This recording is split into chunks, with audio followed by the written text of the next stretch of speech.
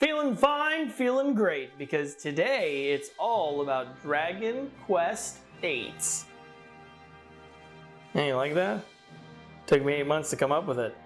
Oh my god, where to even begin? The year was probably 2002. Square Enix was looking for new talent to help make the next Dragon Quest game under the supervision of Yuji Horii. Mr. Horii was looking for a group capable of bringing Dragon Quest to a true 3D environment on the PlayStation 2. They needed credibility in that regard, but also experience with working on RPG games and creating RPG systems. Enter brand spanking new developer studio Level 5. They'd just finished releasing Dark Cloud 2, the sequel to their freshman title Dark Cloud. These two games were practically exploding with all of that, and so Level 5 became handpicked to help create Dragon Quest VIII. Dragon Quest VIII Journey of the Cursed King held within it many firsts in the series. It was the first game in the franchise to be officially called Dragon Quest outside of Japan, and the first game in the series to have ever been released in Europe. Europe, I am so sorry, there's truly nothing I can say that will make up for the games you've missed, except for you got the best one first! I'm so excited! Let's talk about visuals. Dragon Quest VIII was the first game in the series to have full 3D environments and character models. Dragon Quest VII had 3D spaces, but because of its isometric camera, those spaces lacked scale. From a bird's eye view, only the most gargantuan objects gave off the impression of size, and everything else...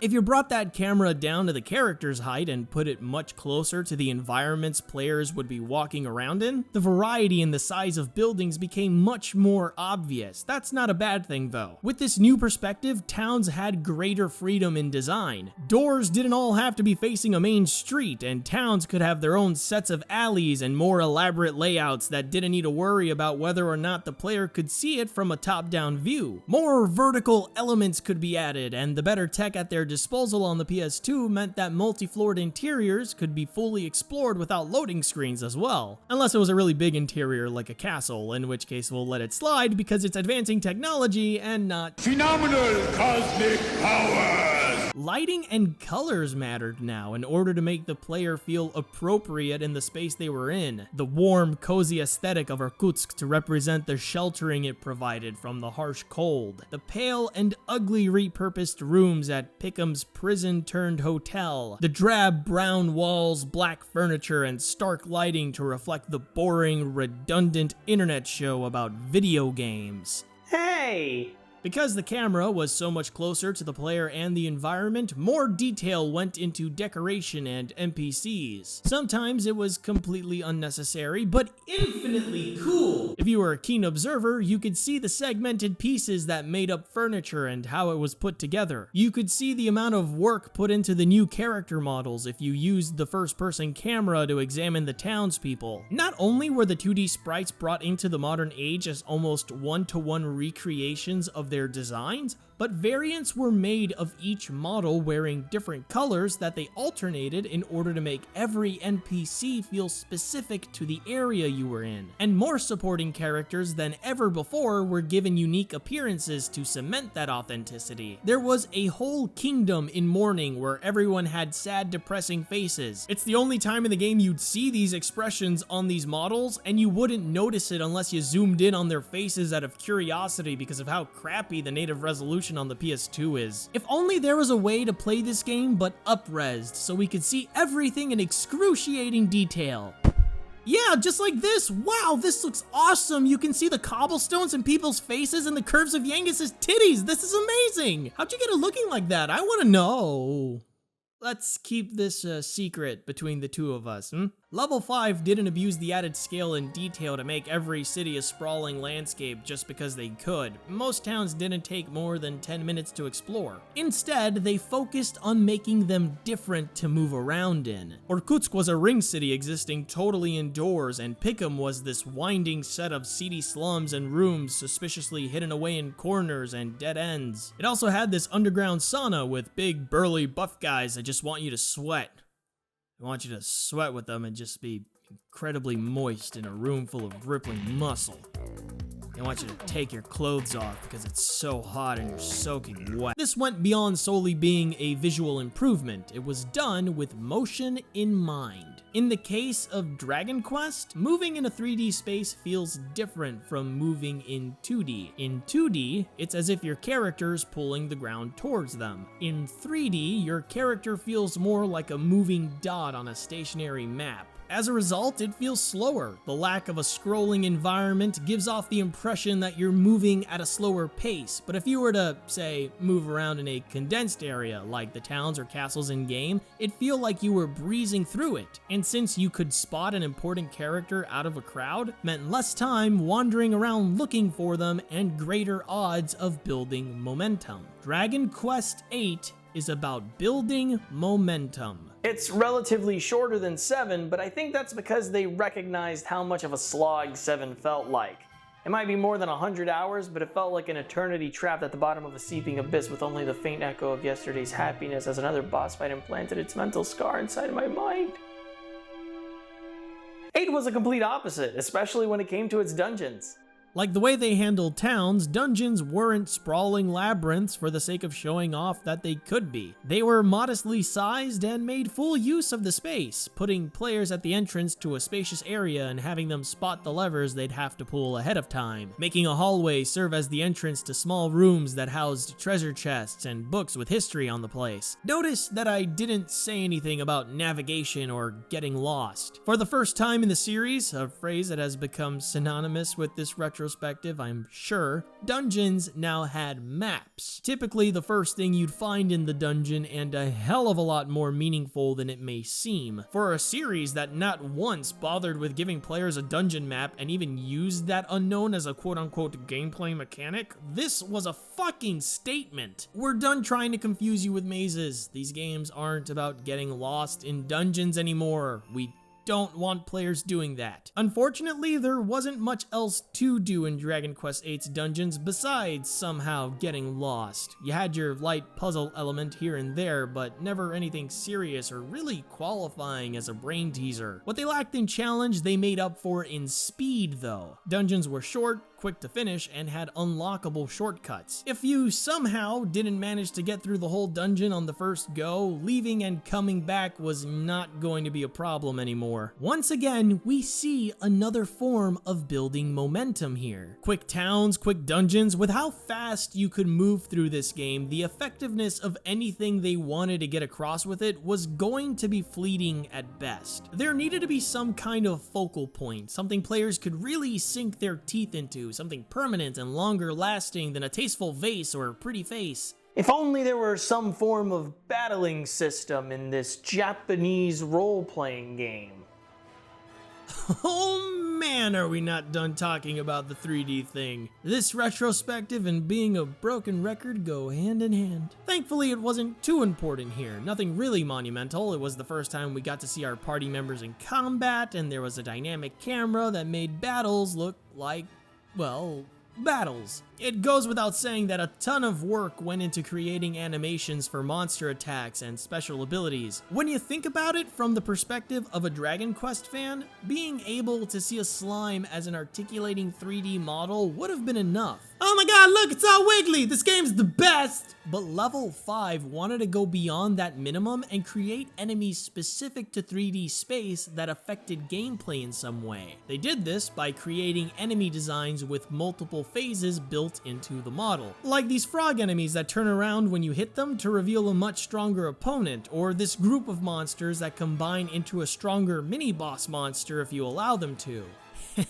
Phases, faces, both these examples are about never mind. It was a way to mix up the battles against the same enemies players were inevitably going to run into. This idea was what gave birth to one of the best mechanics to have ever existed in Dragon Quest. There are 2 reasons why I think Dragon Quest VIII's combat is perfect. The first is the enemy design, and the second is the Psych Up system.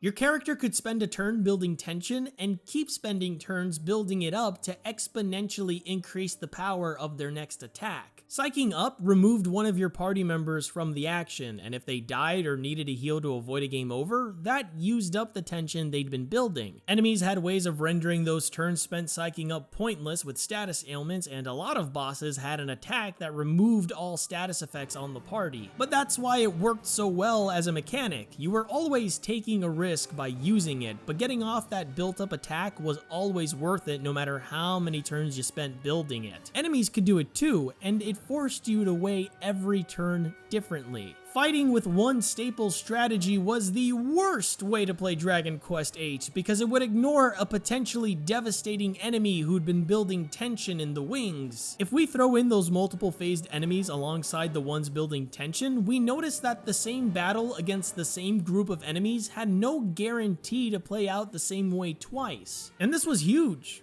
Okay, this was a lot harder to pull off back in the day. In fact, JRPGs at the time went in the complete opposite direction and made combat systems that rewarded players for repetition and knowing exactly how to deal with every encounter. This turn-to-turn gameplay in a JRPG where the enemy you're trying to kill and the abilities you're using to do it can change at any moment, that wasn't normal, that wasn't expected, that was not what people thought JRPGs were. This still isn't what people think JRPGs are. Everyone always tells me, man, turn-based RPGs suck, they're so boring, and I just want to...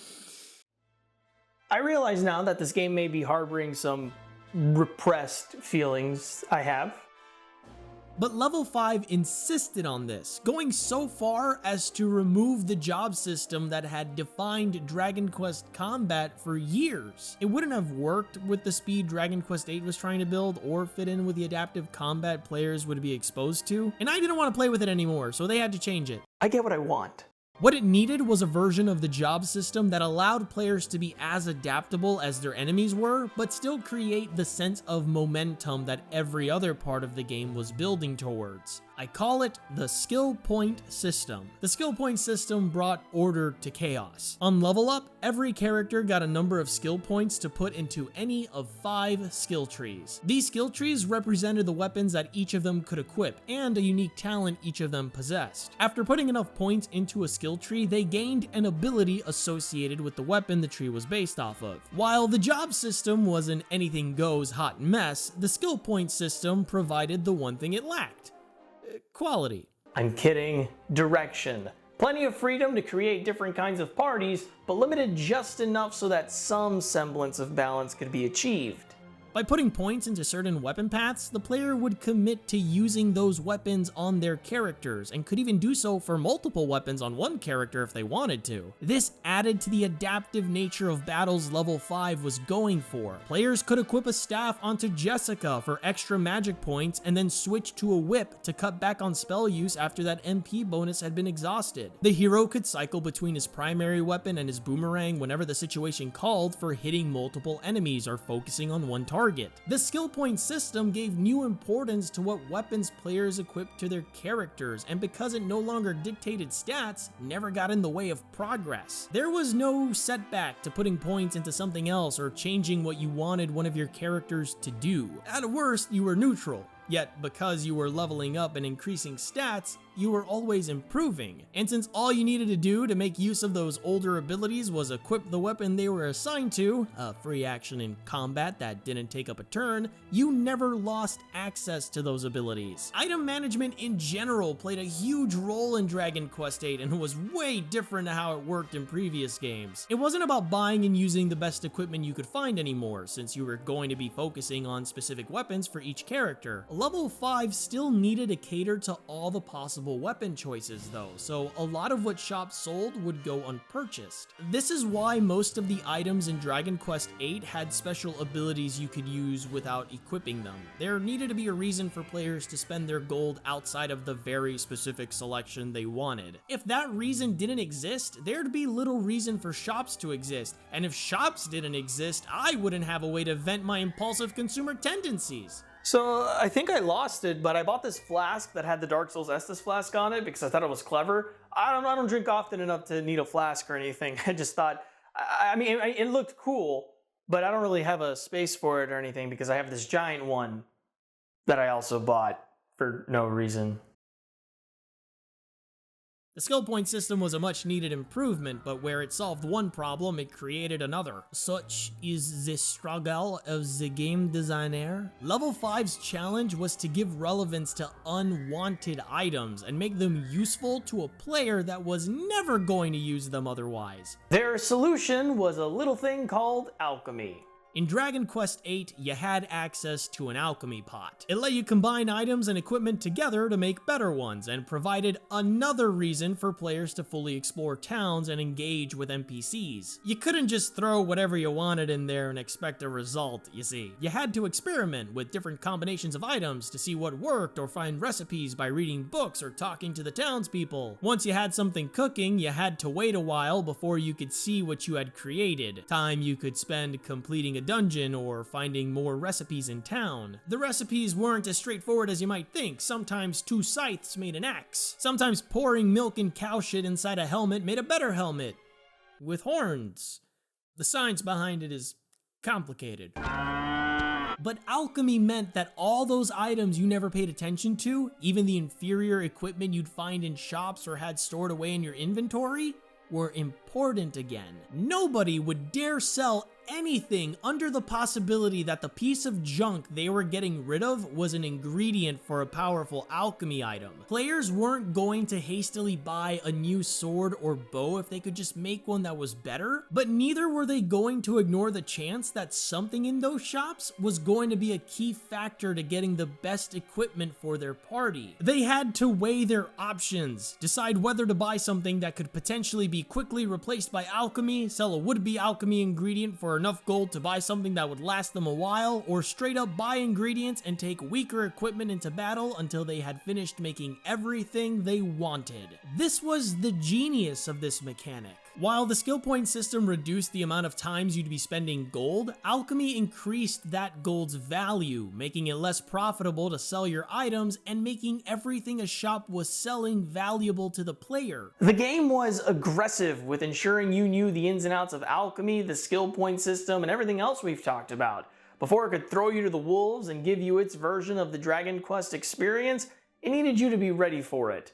And it attempted to do that with a time-honored tradition that I think we've all enjoyed being a part of. Time to boat in Dragon Quest VIII was 6.5 hours. Okay, this wasn't really our time to boat moment, but it was as important. Enemies hit harder, your new party member had new spells and was much more frail in battle compared to the first two, and it was the first time you could use the alchemy pot. Your actual time spent on that boat was short-lived, but the game was presenting you with an objective. Learn these mechanics because they're about to become a lot more important. And from this time to boat to the next one, you'd be getting yet another party member, an upgrade to the alchemy pot, and a lot of character building. The game wasn't opening up completely, but it was starting to let the waters in, if you'll excuse the pun. The areas you were exploring were getting bigger, and the roads didn't always show the way anymore. Around the time you had to start looking past what was originally the straight path, the long-running side quests of Dragon Quest VIII began to make themselves known. Mini-medals were everywhere now, but not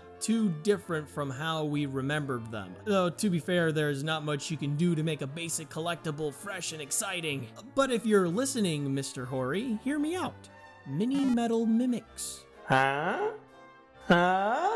Level 5 decided to downsize casinos in Dragon Quest VIII. All those exciting games were stripped down to just slots, bingo, and roulette. There is no Baccarat in Baccarat Casino. That's the name of a town in the game with a casino. I haven't done a good job setting these jokes up. Compared to 7, where there was some level of thought to pushing the odds in your favor, 8's casinos are totally chance-based. You couldn't rely on casino prizes to bolster your equipment because of how unlikely you'd...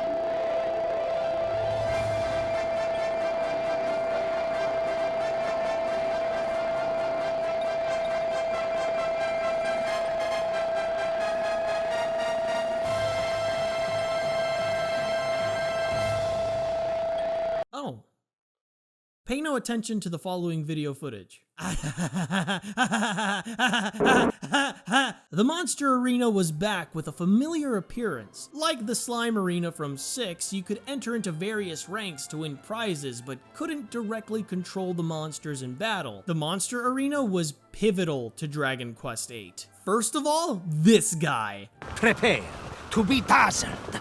This is Mori. His scarves blow in the wind, even indoors. Can you feel it? The sights, the sounds, the smells!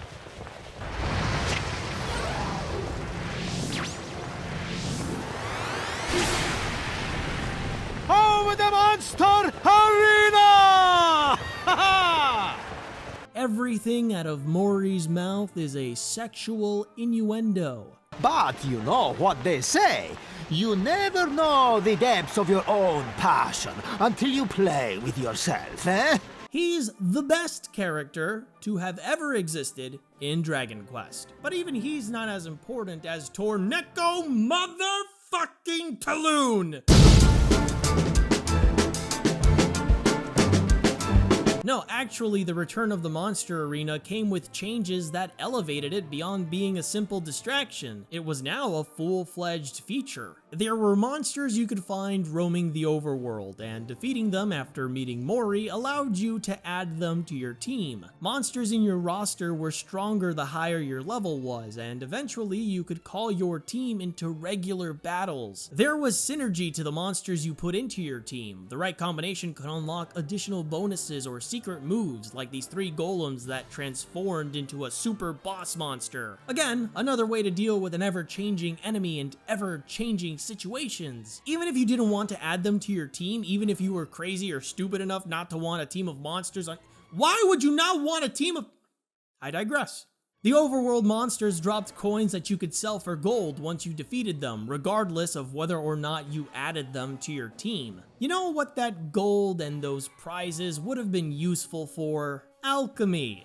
Are ya starting to get the picture here? The monster arena still added something to the game, even if you didn't do it. This was true for the other features. Even if you didn't care for alchemy or the new combat mechanics, they still affected each other. The only way not to be exposed to their influence was to not play the game. But the combat, the monsters, alchemy, they all shared one thing in common. Something Dragon Quest VIII possessed that was genuinely different to any previous Dragon Quest. And yeah, it's related to the 3D thing. The overworld. Hills, cliffsides, and rock formations that changed what used to be a flat, traversable surface into a landscape with nooks and crannies. An overworld that was able to have landmarks far into the distance, and areas independent of towns or dungeons that worked as checkpoints to save and rest. Between finding treasure chests, scouting for monsters, finding new areas, and completing alchemy while doing so, the overworld was the center stage for every feature. Dragon Quest VIII was an RPG that focused on its combat, and it revolved every new mechanic it introduced around it, but the world was the vessel that tied everything together. No other overworld in any other Dragon Quest game up to this point had succeeded in doing that. There was nothing to those big open spaces besides separating one town from another, but here it was alive, with waterfalls and animal graveyards and rivers, with strong monsters guarding treasure chests and hidden paths to be stumbled upon. It was maybe a little too big for its own good. Sure, it helped build momentum everywhere else, but these long stretches of nothing soured the near-perfect equation level 5 had been building. Certainly not bad for a first attempt during the age where everyone was still figuring out how to do this properly, or even compared to the gargantuan open-world games of today. By the time you acquired faster transportation, though, your wonderment at these articulate lands was replaced by haggardness and impatience. Your real time to boat in Dragon Quest VIII was 26 hours. At this point, you had the whole party assembled. You'd proven your understanding of how they operated in combat, and you'd no doubt settled on how you wanted to build each character. You had gained a level of competency using alchemy. You had spent enough time with the characters in your entourage to understand motives and backgrounds. You became comfortable controlling this group in gameplay as the hero character had grown closer to and comfortable with the new friends he had made on his journey.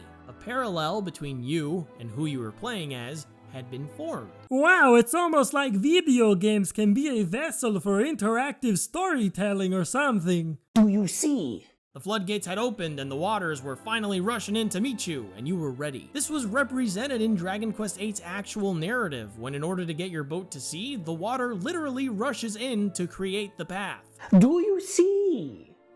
And then you got on your boat and you took a look at your map, right? You knew you had to get to the western continent, but there was quite a few routes to do that. There's a point to this, just let me get there. Up until now, the game had been teasing you with areas you couldn't access by walking to them. And your boat's starting position directly faced this tiny island you saw earlier off the coast of the port from the first boat ride. That's the mini medal island, and you went and you turned in your mini medals and got your bonus items. But from there, you could see a new, bigger island you hadn't seen before. You know, maybe the western continent can wait. On any path to the western continent, the islands on the way pulled your attention from where you had to go. The game was going to be a bit more open-ended from now on, but would still eventually funnel you to forward progression. Again, a form of building and maintaining momentum, and we've talked about how many parts of Dragon Quest VIII do that.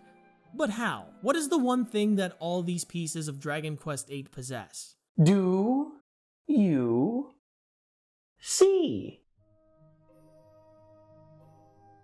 If there is a word to describe the Dragon Quest series, it would be dynamic. With each new title came a new idea or change in some way, shape, or form. Now, the games on their own, not so much. Within their own realm, they never broke out of the simple, straightforward gameplay that defined the series from day one. They just found different ways to do it. So when I say Dragon Quest VIII was a love letter to the Dragon Quest series, as well as the quintessential Dragon Quest, even though it's very different from the other games, I want you to understand where I'm coming from. It pays homage to the entire franchise and follows suit by throwing in some of its own concepts, but it redefines staple elements. It is a new foundation for future Dragon Quests and a history book for what previous Dragon Quests looked like. From now on, this is Dragon Quest. This is the new traditional RPG. This is the standard. Playing 1 through 7 feels like this evolving process, but 8 feels like a passing of the torch. It's too different to be another step in the series, but is still very much a part of the family. GC Positive, you've just said today's keyword. Yes! Do I win anything? No! Oh. Well, anyway.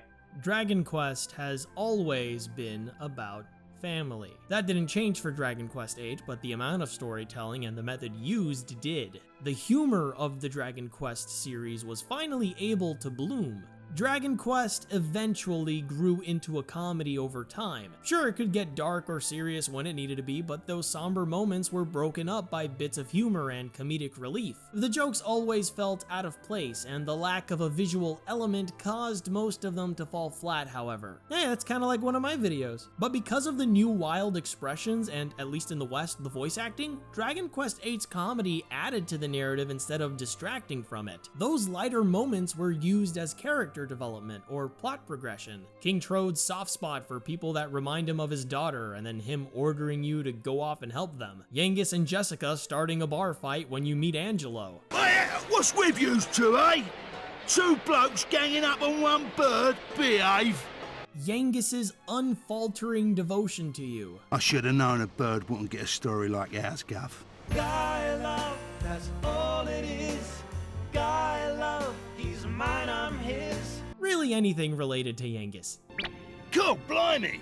But the storytelling could also be subtle, leaving small hints in the surprised face of a king you've never met, or your hero being immune to curses. A character's backstory being disguised as a questionnaire you needed to pass in order to meet him. That's it, that's all you need, that's perfect. Things like that were scattered all over the game, and always told a story about family. Because Dragon Quest VIII was not as segmented as Dragon Quest VII was, family as a concept was explored in spades. The loss of a loved one, growing up with neglect, disagreeing with your parents, and more seriously, having a falling out with family over the death of a loved one. This was not a Dragon Quest that was fixated on the destination. It was not about killing the bad guy, at least not really. The focus was turned to the people you met, your own party members, and the relationships formed along your travels. It was about the journey.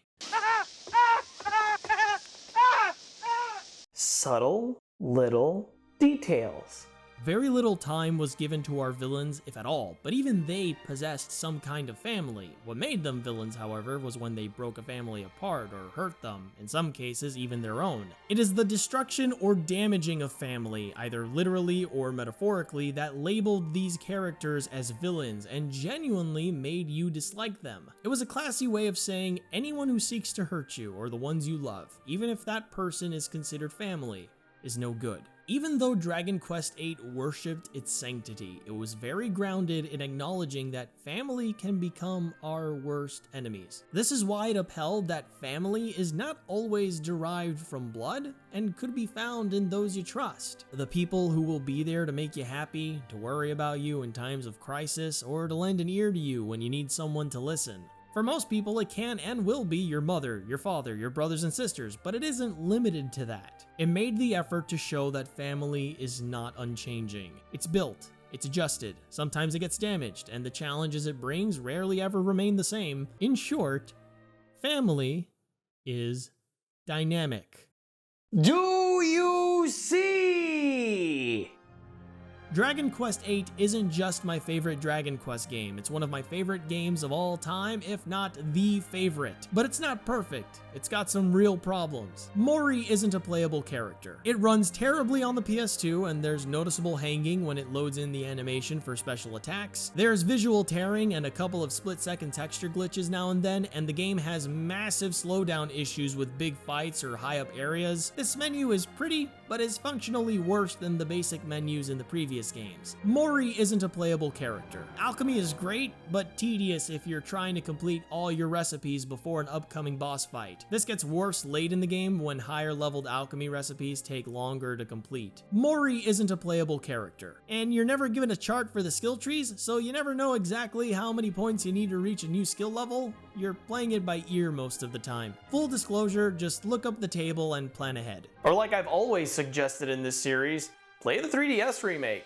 I was concerned about the visual quality of the 3DS version and the lack of the pretty menu. It didn't take long to win me over though. Every problem I've listed is fixed in the remake. Alchemy is instantaneous, the game runs better, you can see what skills you're going to get at what number of points, you can save skill points for later if you want to, and right in line with how Dragon Quest VIII was originally designed, the remake goes beyond what it needs to be. There's a fast mode for battles, dungeons were given more mechanics, more content was added to the game, new voiceover work was done, and yes, Mori is a playable Why are you even here? Go buy the remake. Mori is a playable character. A new generation of RPG on a new generation of console for a new generation of players.